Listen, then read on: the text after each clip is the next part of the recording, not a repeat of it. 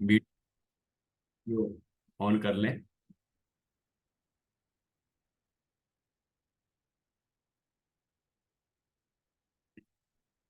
ठीक। मंगलाचरण करेंगे।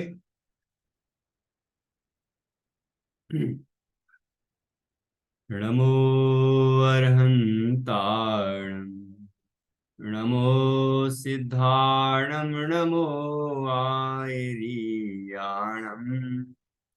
नमो अज्ञायाणं,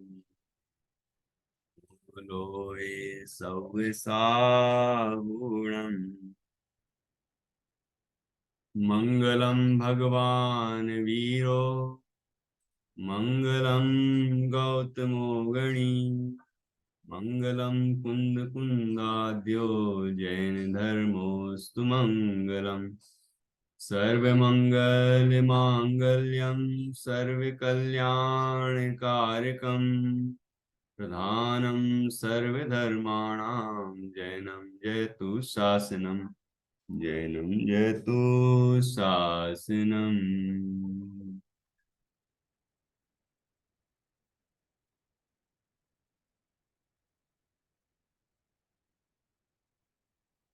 मंगलमय मंगल करण, वीतराग विज्ञान, नमो ताहि जाते भये, अरहंतादि महान। करि मंगल करि हो महा, ग्रंथ करन को काज, जाते मिले समाज सब, पावे निज पद राम। आचार्य कल्प पंडित श्री टोडरमल जी द्वारा रचित यह मोक्ष मार्ग प्रकाशक ग्रंथ है। हम आज से इस ग्रंथ की कक्षा प्रारंभ कर रहे हैं। इसमें हम अभी ग्रंथ और ग्रंथकार का थोड़ा सा परिचय प्राप्त करेंगे। इस ग्रंथ में ऐसा क्या है विषय जिसके कारण हमें इसका स्वाध्याय करना चाहिए, और जिनने ये ग्रंथ लिखा है ऐसे पंडित टोडरमल जी साहब, इनके बारे में भी थोड़ा सा हम जानेंगे। इस ग्रंथ में, जैसे कि इसका नाम है मोक्ष मार्ग प्रकाशक।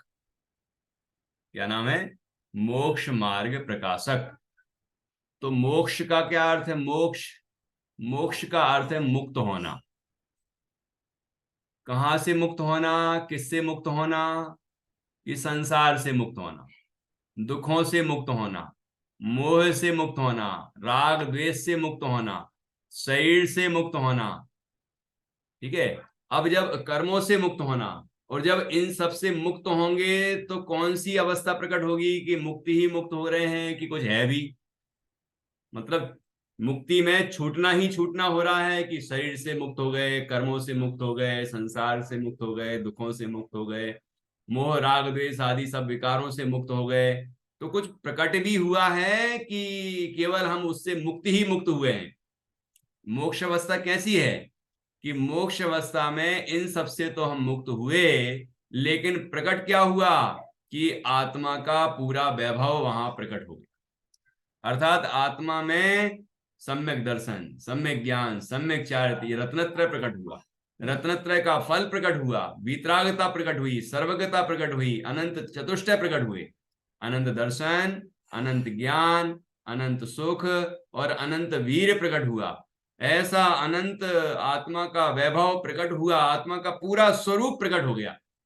तो आत्मा का जो स्वभाव था वो प्रकट हो गया, वो प्रसिद्ध हो गया, इसीलिए उस अवस्था को कहते हैं सिद्ध अवस्था।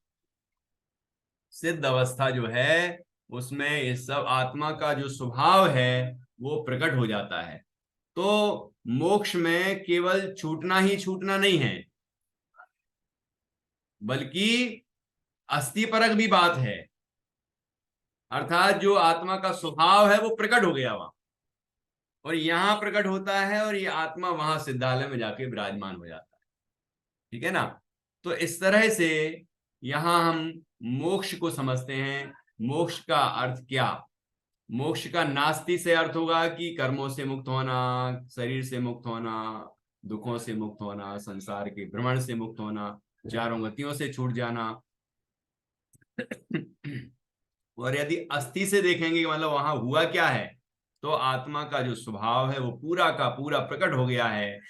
ऐसी सिद्ध अवस्था प्रकट होती है और हम सिद्धालय में जाके विराजमान हो जाते हैं। तो ऐसी अवस्था हमें सबको प्रकट करनी है। करनी है कि नहीं करनी है कि नहीं? हाँ, मोक्ष प्रकट करना, अपन पूर्णता का लक्ष्य लेके चलेंगे कि हमें पूर्णता प्राप्त करनी है, मोक्ष। अब कोई कहेगा, जैसे आप कहेंगी, जिया कहेंगी, या आशिका कहेंगी कि आशिका कहेंगी कि हम तो स्त्री हैं, हम कैसे मोक्ष प्राप्त करेंगे? हैं? तो ये कोई बाधा नहीं है। हम सब आत्मा हैं। पहले इस पर्याय में नहीं प्राप्त करेंगे तो अगली पर्याय में प्राप्त करेंगे, अगली में नहीं करेंगे तो और अगली में करेंगे, लेकिन मार्ग यही होगा। जैसे हमने कई महापुरुषों के चरित्र सुने हैं, तीर्थंकरों के चरित्र सुने हैं, तो वो एक ही भाव में थोड़ी तुरंत तीर्थंकर हो गए। वो महावीर स्वामी के भी भाव देखे हमने। पूर्व के 10वें भाव में शेर की पर्याय में थे, शेर थे वो। उन मुनिराजों ने आके उनको संबोधित किया, समझाया कि अरे वो तुम शेर नहीं हो, तुम तो आत्मा हो। अपने आत्मा को जानो, उसको पहचानो, तभी तुम भगवान बनोगे। तो उन्होंने, वो शेर ने ये काम किया, और फिर क्या हुआ कि वो 10वीं पर्याय में जाके महावीर की भाव में फिर मोक्ष गए। उस पर्याय में सिद्ध अवस्था की प्राप्ति हुई। तो भले ही समय कितना ही लग जाए, लेकिन मार्ग तो यही है, दूसरा कोई रास्ता नहीं है। श्रीमद रायचंद जी ने कहा है, एक होए तृणकाल मां परमारथ नो पंथ। तीनों काल में परमार्थ का एक ही रास्ता है, दूसरा कोई रास्ता नहीं है। सुखी होने का एक ही मार्ग है, दो मार्ग नहीं, अनेक मार्ग नहीं है, एक ही मार्ग है जो जिनवाणी में बताया गया। ठीक है। तो मोक्ष का मार्ग, मोक्ष का मार्ग, मार्ग का क्या अर्थ है? रास्ता। तो मोक्ष प्राप्त करने के लिए जो रास्ता है उसको मोक्ष मार्ग कहते हैं। अब रास्ता कैसा है कि उसके लिए हमें ऐसा चलना पड़ता है, वो रास्ता है। जैसे हमें कहीं बॉम्बे जाना है तो ट्रेन में बैठना पड़ेगा, ऐसा रास्ता है। कि हमें कहीं शहर के अंदर ही कहीं जाना है तो उसका भी एक रास्ता है कि यहाँ से जाना, वहां से जाना, ऐसे जाना। तो वो चल फिर के जाना, वाहन से जाना, या अनेक प्रकार से जाना। तो ऐसे ही कोई रास्ता मोक्ष जाने का है क्या? क्यों आज का ऐसे ही मार्ग है क्या कि हम किसी नहीं साधन सर। से जाएंगे? नहीं सर। नहीं। तो ये मोक्ष कहाँ प्रकट होता है? मोक्ष भीतर में। यहाँ आत्मा में प्रकट होता है। ठीक है। तो मार्ग कहाँ होगा? कि यही, यही सम्यक दर्शन होगा, यही सम्यक ज्ञान होगा, यही सम्यक चारित्र होगा आत्मा में, मतलब हमारे अंदर। तो इसका नाम मोक्ष मार्ग। और हम मोक्ष मार्ग को पूर्ण करेंगे तो मोक्ष प्राप्त कर लेंगे। मतलब हमारे ही अंदर ये सब काम होने वाला, दूसरे के अंदर नहीं होने वाला।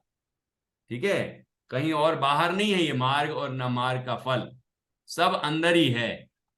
सारा जो कार्य है वो सब अंदर ही संपन्न होने वाला है, बाहर नहीं। ठीक है।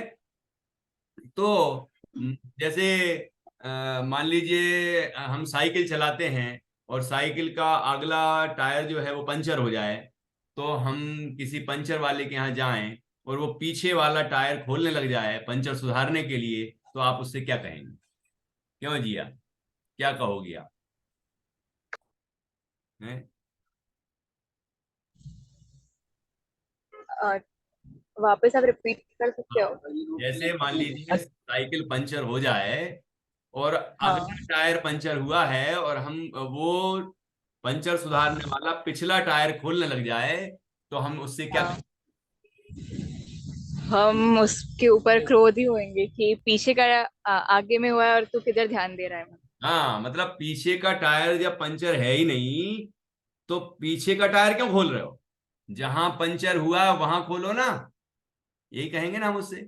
तो अब यहां देखना, मोक्ष प्रकट होता है आत्मा में, मोक्ष मार्ग प्रकट होता है रत्नत्रय आत्मा में, और हम मोक्ष मार्ग के लिए बाहर प्रयास करें, मोक्ष के लिए बाहर प्रयास करें, तो कैसे होगा? हमने सोचा कि हम ऐसा कर लेंगे तो मोक्ष होगा, ऐसा कर लेंगे तो मोक्ष हो जाएगा, लेकिन मोक्ष अंदर तो हमने देखा ही नहीं, अपने आत्मा को तो पहचाना ही नहीं, अपने आत्मा को तो जाना ही नहीं, तो बताइए कि मोक्ष कैसे होगा?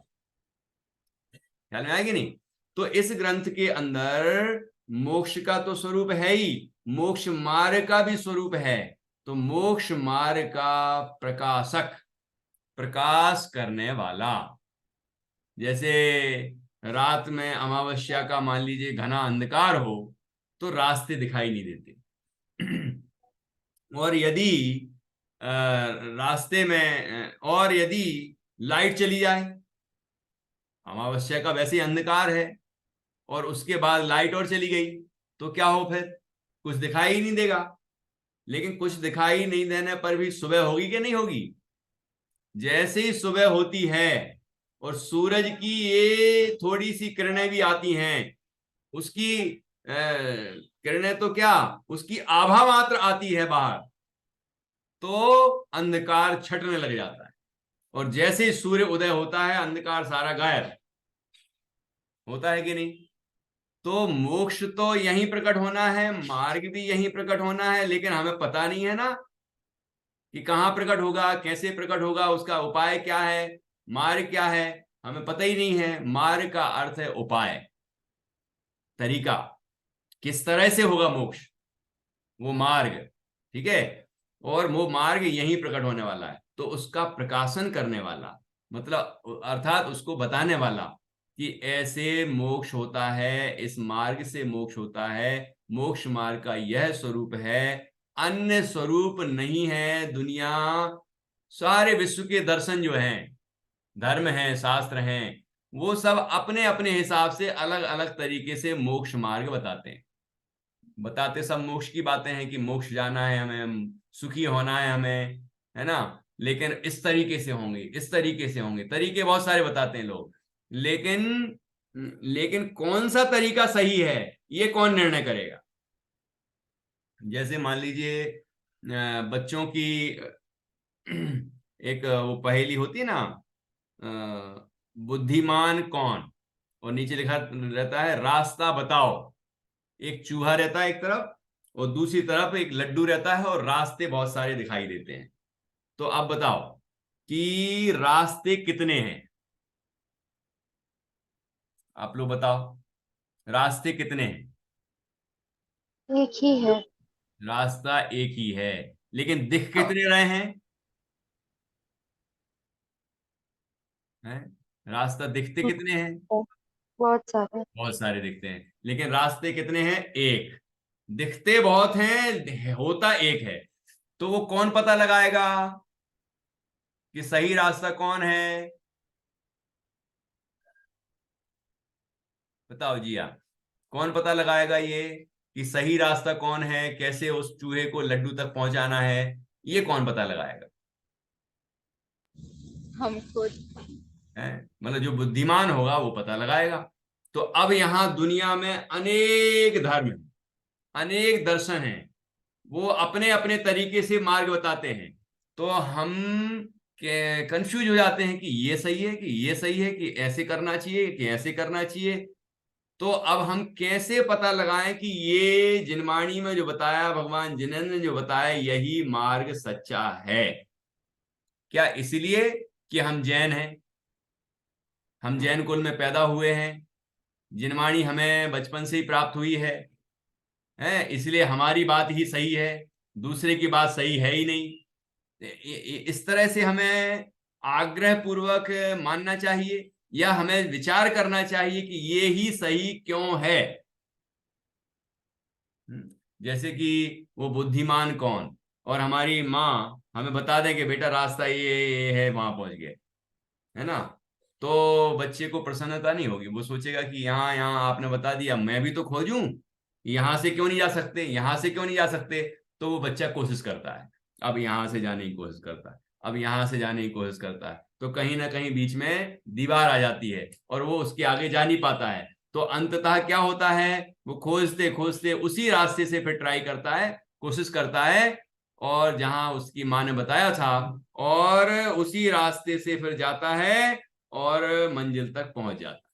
बस ऐसे ही भगवान जिनेंद्र ने जो हमें अपनी वाणी के माध्यम से, जिसको हम जिनवाणी कहते हैं, उसके माध्यम से मोक्ष का मार्ग बताया है, सुखी होने का रास्ता बताया है, दुखों से मुक्त होने का रास्ता बताया है। तो बात यही सही है ना। लेकिन आग्रह से नहीं मानना है, बिना समझे नहीं मानना है, बल्कि हमें परीक्षा करना, सोचना है, विचार करना है, यही सही क्यों है। तर्क से, युक्ति से, आगम से, उदाहरणों से, अनेक तरह से हम जब परीक्षा करते हैं तो हमें यह निर्णय होता है यही सत्य है। और जब इस तरह परीक्षा करके हम निर्णय तक पहुंचते हैं, स्वयं मतलब अंतर से हमें लगता है कि यही सही है, कि हमारे गुरुजी ने कहा है इसलिए सही है, या हमारे कोई विद्वान ने कहा इसलिए सही है, या हम जैन कुल में पैदा हुए तो हमारी बात ही सही है। ऐसा आग्रह करके नहीं सोचना, बल्कि हमें स्वयं परीक्षा करके देखना है, समझना है। तो इस ग्रंथ के अंदर वो सारी बातें हैं। आचार्य कल्प पंडित टोडरमल जी साहब ने वो पूरी परीक्षा की हुई है, उसको हम पढ़ेंगे तो हमें समझ में आएगी बात, फिर हम उस पर विचार करेंगे, चिंतन करेंगे, तो हमें भी अंदर लगना चाहिए कि बात यही सही है। ऐसे नहीं कि बस आग्रह से पढ़ना, नहीं, हमें स्वयं लगना चाहिए कि यही बात सही है। ठीक है ना। ऐसा चिंतन कर करके, विचार कर करके जब हम निर्णय करेंगे, तो फिर दुनिया की कोई ताकत नहीं है जो हमें बदल सके। ऐसा जब हम प्रतीति करेंगे, निर्णय करेंगे, अंदर से हमें भासित होगा यही सही है, दूसरा कोई मार्ग नहीं है, तो ही हम इस मार्ग में दृढ़ता पूर्वक आगे बढ़ पाएंगे। और फिर कई भटकने आएंगी, कई लोग हमें भटकाने वाले आएंगे, तो भी हम भटकने वाले नहीं हैं। तो इस ग्रंथ की जो प्रस्तावना है उसमें भी ये बात आई है कि जैन धर्म स्वपरीक्षित साधना है, वह कोई परिभाषा नहीं है कि हमने परिभाषा याद कर ली, धर्म हो गया, सूत्र जी याद कर लिया, धर्म हो गया, ये पाठ याद कर लिया, धर्म हो गया, पाठ कर लिया बस धर्म हो गया। नहीं नहीं नहीं नहीं, उसको हम समझें, उस पर हम विचार करें, चिंतन करें गहराई से, और फिर हमें ये अंतर से भासित हो कि सत्य तो यही है, और फिर हम उसके प्रयोग के लिए प्रयत्न करके अंतर में उसका प्रयोग करें, और उस मोक्ष मार्ग को अपने अंदर प्रकट करके और मोक्ष की प्राप्ति करें। यह बात इस ग्रंथ के अंदर बताई गई, इसलिए इसका नाम क्या है, मोक्ष मार्ग प्रकाशक। अब मैं जो जो आपको बता दूंगा वो मैं उसमें से आपसे कुछ भी पूछ सकता हूं, इसलिए आप ध्यान से सुनना, ठीक है ना। ध्यान से सुनना है, बीच में पूछूं तो आपको बताना है, ठीक है। इस ग्रंथ के जी। अंदर, है ना, इस ग्रंथ के अंदर कितने अधिकार हैं, 9 अधिकार। देखो, इसके शुरुआत में प्रस्तावना दी हुई है, उसमें प्रस्तावना के पहले जो विषय सूची दी हुई है उसके अंदर संक्षेप में ये सब बताया हुआ है कि इस ग्रंथ में कितने अधिकार हैं, ग्रंथ में क्या क्या वर्णन है, ये सारी बातें इसके अंदर आई हैं।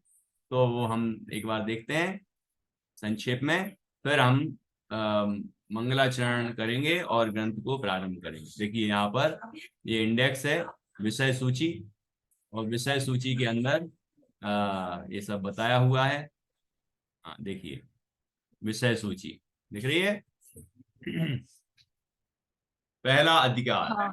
पहले अधिकार में क्या है, पीठ बंद प्ररूपण, मतलब ये प्रस्तावना है, एक जो मूल ग्रंथ की प्रस्तावना, वो जो मैंने प्रस्तावना बोली थी वो अलग है, वो ग्रंथ की प्रस्तावना संपादक ने लिखी है, एडिटर ने। तो ये ग्रंथ, ये प्रस्तावना ग्रंथ की अंदर की है, और ये किसने लिखी है, पंडित टोडरमल जी ने लिखी है, मूल ग्रंथ है ये, ठीक है। तो इस पहले अधिकार के अंदर आप देख रहे हैं कि मंगलाचरण के बाद फिर अरहंतों का स्वरूप, सिद्धों का स्वरूप, आचार्य उपाध्याय साधु का स्वरूप, है ना, ऐसे पंच परमेष्ठियों का स्वरूप है। नमोकार मंत्र में जो हम पंच परमेष्ठि को नमस्कार करते हैं ना, उनका स्वरूप बताया गया है।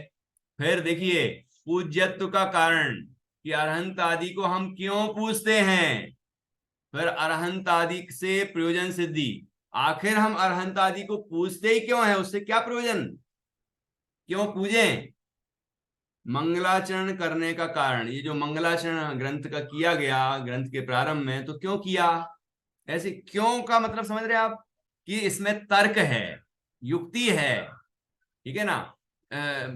परीक्षा के द्वारा सिद्ध किया गया है कि ये ही सही है और दूसरा सही नहीं हो सकता। ग्रंथ की प्रामाणिकता और आगम परंपरा, ये जो ग्रंथ है मोक्ष मार्ग प्रकाशक, ये मूल भगवान महावीर स्वामी की दिव्यध्वनि से हमारे पास तक आया है और बिल्कुल प्रामाणिक ग्रंथ है, सर्टिफाई है ग्रंथ, पूर्णतः सत्य है, ये बात उन्होंने अपनी समझाई है। फिर इस तरह अपनी बात की है सत असत पद रचना प्रतिषेध, कि इसमें कोई भी असत्य बातें नहीं है, बिल्कुल मूल भगवान महावीर के द्वारा कही गई जो बात है उसका ही सार हिंदी भाषा में लिखा गया है। वाचने सुनने योग्य शास्त्र कैसे होते हैं, वक्ता का क्या स्वरूप है, मतलब जो प्रतिपादन करता है वक्ता उसका क्या स्वरूप है, श्रोता का क्या स्वरूप है, जैसे हम सुन रहे हैं जिनवाणी, तो हमारे अंदर कौन से गुण होने चाहिए। मोक्ष मार्ग प्रकाशक ग्रंथ की सार्थकता, ये जो मैंने अभी बताया थोड़ा सा, वो यहाँ पर और विस्तार से समझाया जाएगा कि मोक्ष मार्ग प्रकाशक ग्रंथ पूर्णतः अर्थपूर्ण है, मीनिंगफुल है, ठीक है ना। ये तो प्रस्तावना हुई, पहला अधिकार। फिर दूसरे अधिकार में संसार अवस्था का निरूपण है कि संसार अवस्था में कर्मों के निमित्त से हम किस तरह से दुखी हो रहे हैं, हमारी कौन कौन सी अवस्थाएं हो रही हैं, ये सब बताया। और हमें आखिर नया कर्म बंधन होता क्यों है और हम कर्म बंधन से कैसे मुक्त हों, ये आगे बताएंगे। अभी यहाँ होता क्यों है ये बताया। फिर कर्म बंधन के निमित्त से और कौन कौन सी अवस्था होती है सारी बताई। फिर तीसरे अधिकार में संसार दुख तथा मोक्ष सुख का निरूपण किया है कि संसार में हमें कर्मों की अपेक्षा से, पर्याय की अपेक्षा से क्यों दुख होता है, चार प्रकार की इच्छाएं कौन कौन सी हमारे मन में होती हैं, ठीक है। और उसके बाद फिर मोक्ष सुख और उसकी प्राप्ति का उपाय भी बताया है, ठीक है। ये संक्षेप में यहाँ चर्चा हो गई। अब इसके बाद फिर मोक्ष प्राप्त करने में क्या क्या बाधाएं हैं, वो बाधाओं के बारे में ही बताया। मिथ्या दर्शन, क्योंकि सम्यक दर्शन, सम्यक ज्ञान, सम्यक चार तो मोक्ष का मार्ग है, लेकिन जीव अनादिकाल से हमेशा से क्या कर रहा है, मिथ्या दर्शन, मिथ्या ज्ञान और मिथ्या चारित्र का सेवन कर रहा है। तो उसके बारे में ही बताया कि भैया तुमने सात तत्व तो जान लिए, लेकिन सात तत्व में क्या भूल कर रहे हो, क्या समझने में गलती हो रही है, वो सब भी यहाँ पर बताया है। क्या मिथ्या दर्शन क्या कहलाएगा, मिथ्या ज्ञान क्या कहलाएगा, मिथ्या चारित्र क्या कहलाएगा, हमारी क्या क्या भूलें हैं अनादि से जो होती आ रही हैं, जो हमें नहीं करना चाहिए, वो सब यहाँ बताया। उसके बाद पांचवें अधिकार में विश्व में जितने भी दर्शन हैं, मुख्य रूप से भारतीय दर्शन, उनके अंदर क्या क्या मान्यताएं हैं, उनका वर्णन इस ग्रंथ के अंदर किया है, ठीक है। तो ये सब वर्णन, इसको हम विस्तार से पढ़ेंगे, वहां हमें समझने को मिलेगा। फिर छठवां अधिकार है जिसमें कुदेव, कुगुरु और कुशास्त्र का निषेध किया गया है। तो कौन से, किसको हम कुदेव समझें, किसको कुगुरु समझें, किसको कुधर्म समझें, उसकी पहचान क्या है, वो भी यहाँ बताई गई है। फिर सातवां अधिकार बहुत जोरदार है, जिसमें लिखा है जैन मिथ्या दृष्टियों का विवेचन। अभी तक तो जो अन्यमती मिथ्या दृष्टि थे उनका वर्णन किया, अब जो जीव जैन हैं, जिन आज्ञा को मानते हैं लेकिन फिर भी उनके श्रद्धान में मिथ्यात्व रह जाता है, कहाँ कहाँ गहराई से भूलें कहाँ कहाँ रह जाती हैं जीव के अंदर, वो सब बहुत बारीकी से यहाँ बताया है, ठीक है। जिससे हम सोचते तो हैं कि हम ऐसा कर रहे हैं मतलब हम तो मोक्ष मार्गी हो गए, हम तो बिल्कुल भगवान बनी ही जाएंगे, है ना, ऐसा सोचते हैं। लेकिन हमसे कोई ना कोई भूल हो रही होती है, तो उसका वर्णन यहाँ किया है जिससे हम समझ पाएंगे गहराई से, कहीं हमारे अंदर भी तो ऐसी भूल नहीं हो रही है। नहीं हो रही है तो अच्छी बात है, हो रही है तो सुधार कर लेंगे, ठीक है। इस तरह जैन मिथ्या दृष्टियों का वर्णन है। और फिर उसके बाद बहुत जोरदार अधिकार है उपदेश का स्वरूप, 8वां अधिकार। इसमें हमारे जो 4 अनुयोग हैं, प्रथमान योग, करणान योग, चरणान योग, द्रव्यान योग, उनका स्वरूप बताया है। उस उनकी क्या कथन पद्धति है बताई है, किस तरह वर्णन होता है इन शास्त्रों में वो बताया गया है। इनसे क्या प्रयोजन है, आखिर 4 तरह से अनुयोग क्यों कहे गए हैं, ये सारी चीजें यहाँ बताई हैं। और उनको किस क्रम से पढ़ना चाहिए, ऐसा उनका क्रम भी बताया गया है। और उसके बाद आखिरी अधिकार है 9वां अधिकार। इस अधिकार के अंदर मोक्ष मार्ग का स्वरूप है। अब आप कहेंगे कि मोक्ष मार्ग प्रकाशक नाम है ग्रंथ का, लेकिन मोक्ष मार्ग का स्वरूप तो यहां से शुरू किया 9वें अधिकार से, तो इसके पहले तक क्या चल रहा था? अभी तक ये भूमिका चल रही थी, इंट्रोडक्शन चल रहा था। अभी जीव को यहाँ मोक्ष मार्ग का स्वरूप समझने के लिए तैयार किया गया था कि मोक्ष मार्ग में चल सके, इसके लिए जो भूलें अंदर में पड़ी हुई हैं उनको साफ किया गया। जैसे कि कोई भोजन करता है तो आपने देखा होगा पहले मुंह साफ करता है, साफ करता है, उसके बाद फिर भोजन करता है। यदि पहले ही मान लीजिए किसी ने कुछ खा लिया है, कोई पान खाते हैं, कोई सुपारी खाते हैं, कोई और चीजें खाते हैं, गुटखा खाते हैं, यदि वो उसके साथ ही भोजन करेंगे तो कैसा स्वाद आएगा उनको? तो वो पहले मुंह साफ करते हैं। ठीक है, पहले मिथ्यात्व को साफ करना है। कहाँ कहाँ गहराई से अंदर मिथ्यात्व हमारी जड़ों में पड़ा हुआ है, उल्टी मान्यता हमारे अंदर पड़ी हुई है, पहले हमें उसको साफ करना। और साफ होने के बाद फिर पवित्र जो मोक्ष मार्ग का स्वरूप है वो हम समझते हैं, तो हम अंतर से तैयार हो गए थे कि मोक्ष मार्ग में हमें चलना है, ये भूलें नहीं करना है। तो जैसे मोक्ष मार्ग का स्वरूप बताया जाता है, जीव उसको सुनता है, समझता है और उसके अनुरूप अपना अंतर का प्रयत्न शुरू कर देता है। अंतर में और बाह्य में क्या क्या होना चाहिए वो सब करना शुरू कर देता है। तो इस तरह से यहाँ मोक्ष मार्ग का स्वरूप बताना शुरू किया, लेकिन हमारे दुर्भाग्य से ये ग्रंथ पूरा नहीं हो पाया। ठीक है, इस ग्रंथ के पूर्ण होने के पहले ही षड्यंत्रकारियों ने पंडित टोडरमल जी के प्रति ऐसा षड्यंत्र रचा, अर्थात ऐसा भड़काया राजा को कि ये जो है ना टोडरमल जी, ये तो आपके खिलाफ बोलते हैं। जैसे कि इसमें अन्य मतों के बारे में भी बोला है ना, तो उनको लगा कि हमारे खिलाफ बोल रहे हैं, हमारे देवी देवताओं के बारे में बोल दिया, हमारी मान्यताओं के बारे में बोल दिया, ऐसे राजा को भड़का दिया। उनने तो तर्क से समझाया था कि भैया ऐसी इस दर्शन को मानने में ये भूल है, तो भूल यदि है तो समझ लो, आपको किसी के विचार नहीं जम रहे तो मत जमने दो।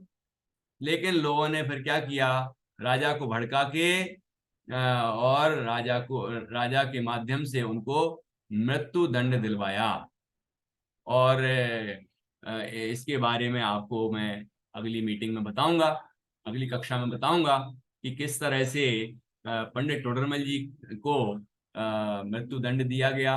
और उनका परिचय भी हम समझेंगे, कहाँ कहाँ के रहने वाले थे, क्या है उनके बारे में कुछ जानकारी हम समझेंगे। तो अभी आज हमने सामान्य परिचय मोक्ष मार्ग प्रकाशक का किया है। अब कल मंगलाचरण भी करेंगे, टोडरमल जी का परिचय देने के बाद मंगलाचरण भी करेंगे। और कुछ सवाल हो तो अभी पूछिए। हाँ, और बाकी आप कल सर, हाँ बोलिए। तो ये ग्रंथ अधूरा ही है, किसी ने फिर बाद में कंप्लीट नहीं किया? नहीं, ये बड़े बड़े विद्वान हुए, उनसे कहा गया कि आप इस ग्रंथ को पूरा कर दो। तो लोगों ने जैसे पंडित जयचंद जी छाबड़ा जी, जहाँ टोडरमल जी प्रवचन करते थे जयपुर में, उसी मंदिर में उसके बाद पंडित जयचंद जी छाबड़ा जी ने प्रवचन शुरू किए। बहुत विद्वान थे वो, लेकिन उन्होंने कहा कि नहीं भैया, पंडित टोडरमल जी की बुद्धि बहुत विशाल थी, हम में वो क्षमता नहीं। तो आज तक वो ग्रंथ पूरा नहीं हुआ। और लेकिन उसके बारे में संभावनाएं जो हैं वो इंडेक्स उसमें प्रस्तावना में दी है कि उसके बाद वो क्या क्या वर्णन करते, तो वो वर्णन अन्य ग्रंथों में है। ठीक है ना, तो अपन उससे मतलब अपूर्ण होने पर भी ये ग्रंथ अपूर्व है। जो बात इसमें लिखी जा चुकी है वो बहुत ज्यादा महत्वपूर्ण है। वो बात हमें यदि समझ में आ गई तो हमारा कल्याण जरूर हो। ओके, ठीक है। ये